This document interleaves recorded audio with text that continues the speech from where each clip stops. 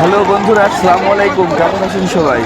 আশা করি ভালো আছেন। আমিও ভালো আছি। আমি আজকে দাঁড়িয়ে আছি কুষ্টিয়া জেলার দৌলতপুর থানার খলিশাকুন্ডি ইউনিয়নের খলিশাকুন্ডি কাঁচা বাজারে।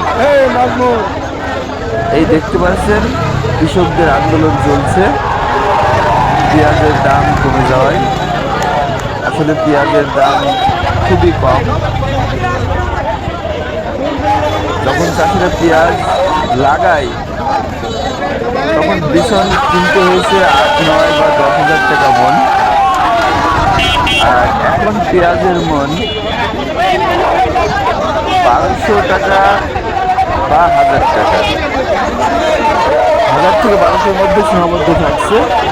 এই পেঁয়াজের ন্যায্য মূল্য পাওয়ার জন্য চাষিরা দেখতে পাচ্ছেন রাস্তায় পেঁয়াজ ঢেলে দিয়ে পেঁয়াজের উপরে চলছে এবং প্রায় 2, 2.5, 3 ঘন্টা সমস্ত গাড়ি বন্ধ রেখেছে।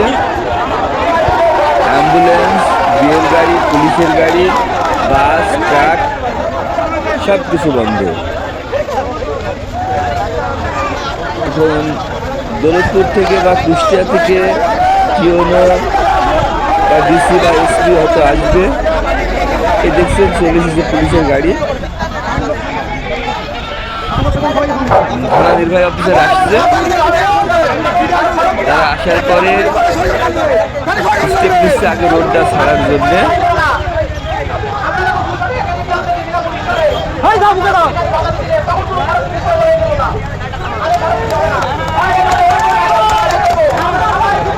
এই দেখতে পাচ্ছেন অনেক বড় আন্দোলন।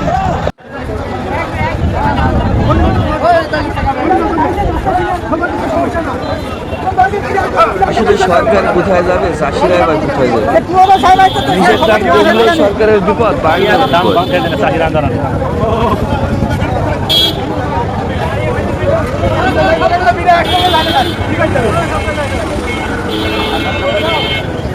এই দেখতে পাচ্ছেন দলে দলে লোক ছুটছে।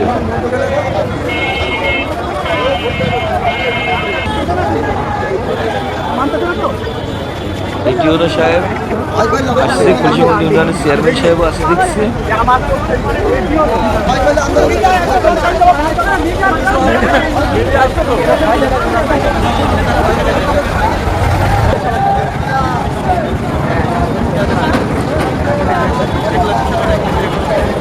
দেখা যাক তারা কি ভূমিকা নেয়।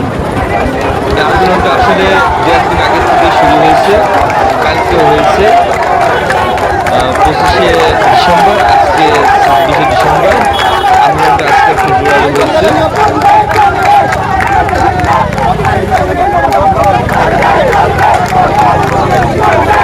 দেখুন চাকরির যারা নেতা তারা সাথে কথা বলছে।